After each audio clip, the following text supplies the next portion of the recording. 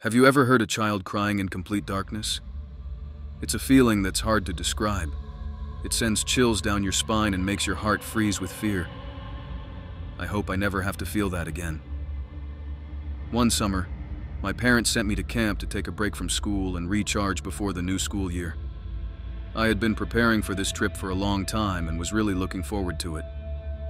But on the day of departure, the weather turned bad. The sky was overcast, and it rained heavily all day. We traveled to the camp by bus with our counselors. Everyone was relaxed and joking around. I love summer and vacations. The trip took about 3 hours, and when we arrived, the weather had cleared up. The sun came out. When I got off the bus, I started looking around.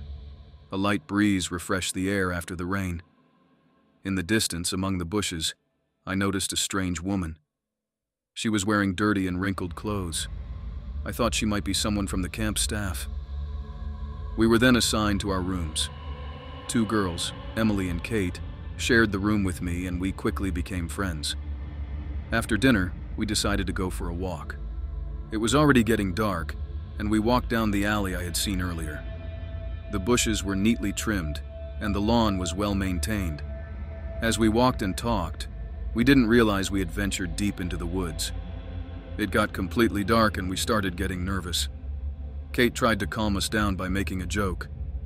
We laughed and turned back. Then, in the distance, we saw a silhouette. It was the same woman. She looked even more unkempt. Her hair was disheveled and her clothes were torn. She just stood there staring at us. Kate decided to ask her for help to find our way back to the camp. She walked towards the woman, and suddenly the woman's face twisted into a terrifying grimace. I'll never forget that feeling of sheer panic.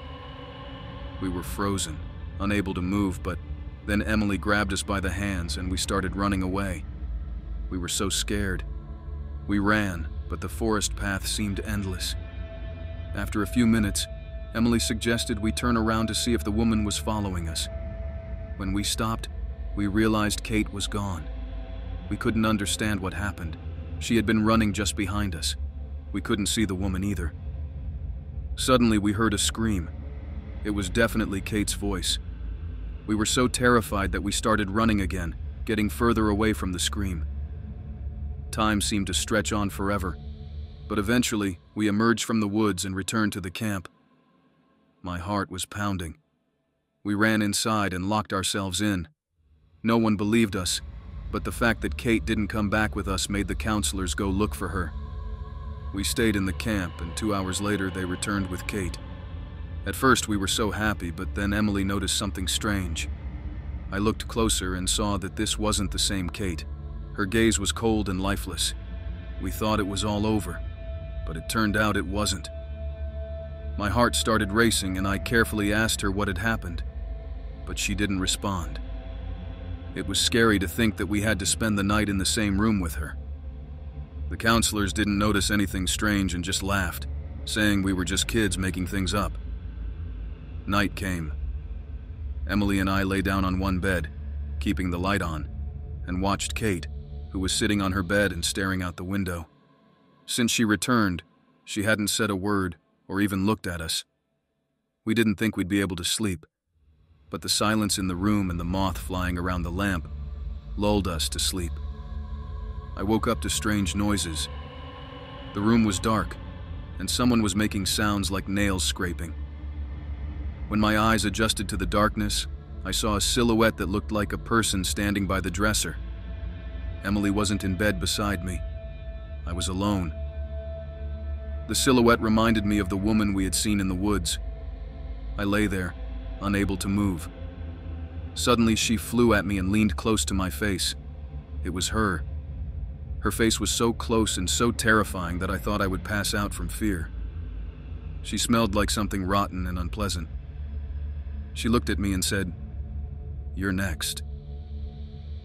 And after that, I woke up. It was already morning. I was drenched in sweat, and the room was empty. I felt very uneasy. I went downstairs and asked the counselors about Emily and Kate. They told me there were no girls by those names at the camp. I couldn't believe it.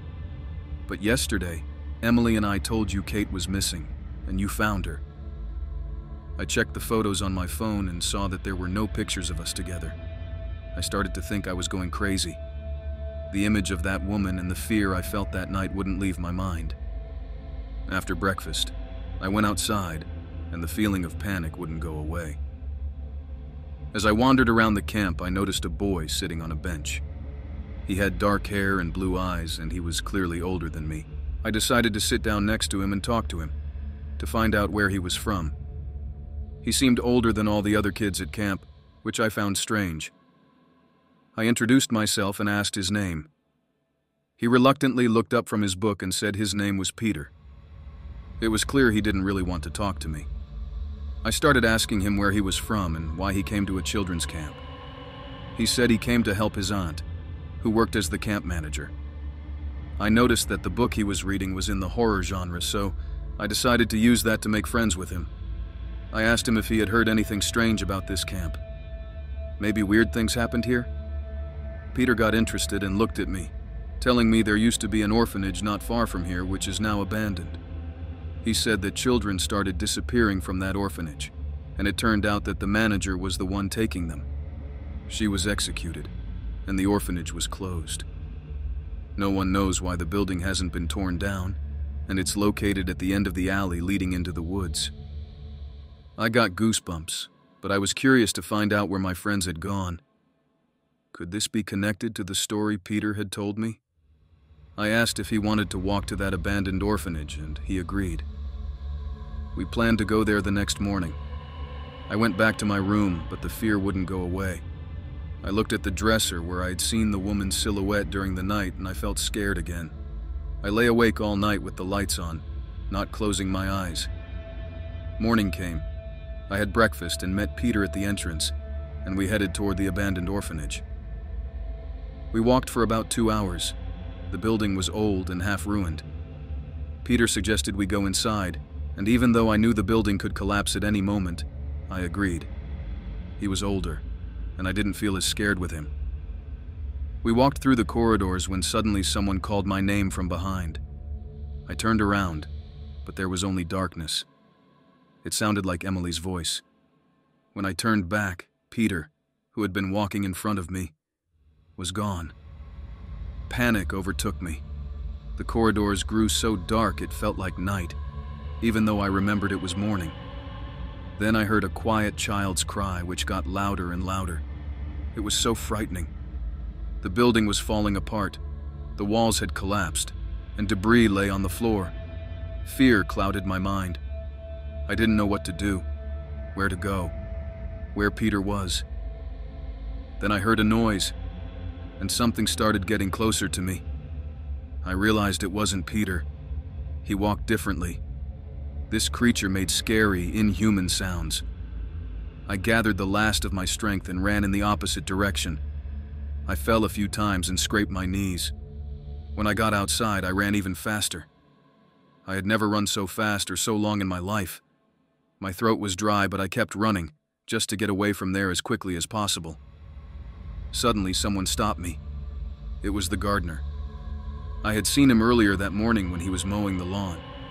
He asked what had happened. I wanted to tell him everything, but I couldn't speak out of fear and from my dry throat. But after calming down a bit, I managed to tell him what had happened, that Peter, the manager's son, was still in there and needed help. The gardener chuckled and said that I was very impressionable and that the manager didn't have any children. He explained that the building was a very old, abandoned orphanage, built in the 15th century. The woman who worked there was executed for kidnapping children. She had a son named Peter, who helped her, but he wasn't executed because he was underage. He died shortly after for other reasons, but that was a long time ago. I was ready to faint from fear. My thoughts were racing. Why did the name match, and how did Peter, the boy I met, know so much about this orphanage? I asked the gardener to walk me back to the camp. Luckily, I was supposed to leave the next day, so I quickly returned to my room and packed my things. I just needed to make it through one more night. I was too scared to stay in the room, afraid I might see that woman again. so I spent the whole night sitting in a chair in the lobby on the first floor. Every noise I heard scared me.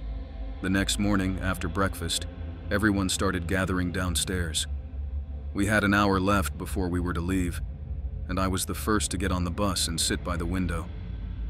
I looked out at the alley I had walked down before and felt relieved that this nightmare was finally over. In the distance, I saw the gardener trimming the bushes. The bus started moving, and I noticed something flash by the window. I looked back and saw that terrifying woman standing in the middle of the alley, and next to her were Emily, Kate, and Peter. Emily and Kate didn't have arms. They stood with their heads down. Peter started smiling and waving at me, and the woman started walking towards the bus. I jumped up, started screaming, and ran to the back of the bus. When I turned around, she was already inside, near the driver. I curled up in a corner, tears streaming down my face. I screamed as loudly as I could, but it felt like no one could hear me. No one on the bus paid any attention to me. The woman got down on all fours and started crawling toward me. When she reached me, she looked me in the face and said, "You're lucky." And in that moment, I opened my eyes. A bright light blinded me. I was home, in my bed, and the sun was shining through the window. My parents were cooking something in the kitchen. I thought it was all over, but it turned out it was just the beginning. I never found out what happened to the girls. Everyone seemed to have forgotten about them, even their parents. We had exchanged addresses when we first met, and I had remembered Kate's address. She lived not far from me. After camp, I went to that house and recognized her parents because Kate had shown me their photos. I asked about Kate, and they said they didn't have any children. I believe that all memories of Kate and Emily were erased from everyone who knew them, except for me. Years passed. I finished school and got into college. Everything that happened back then I had successfully forgotten. Because of the emotional stress I had gone through, my mind just refused to remember it. One day in winter, I was coming home from school and decided to take a shortcut through the park. The streetlights brightly lit the path. I was walking and listening to music. Then I looked up and saw something terrifying. I squinted and saw that woman, the nightmare from my childhood. She was standing under a streetlight at a distance from me. I knew it was her. She stood there staring at me. I instinctively turned and ran. I ran so fast that I tripped and fell. When I looked back, she was gone. I quickly got up, ran onto a busy street, and walked home quickly. Why is this happening to me again? It's been more than 5 years. Why now? After that day, my peaceful life ended. That woman started following me everywhere. Gradually, it turned into paranoia. I was constantly looking around. This unknown fear drove me crazy. As expected, a year later, I ended up in a psychiatric hospital. I started seeing that woman, screaming and calling for help, saying someone was chasing me. They put me in a separate room and wrapped me in a straitjacket. I started scratching myself until I bled. A week passed like that. It was hard to live, not being able to move my arms. But I knew there was no going back. One day, the lights in the room suddenly went out. I didn't think much of it. Maybe it was evening and time to sleep. But then that woman appeared in front of me. She stared at me for about 30 seconds. And then she said, "I told you you were next."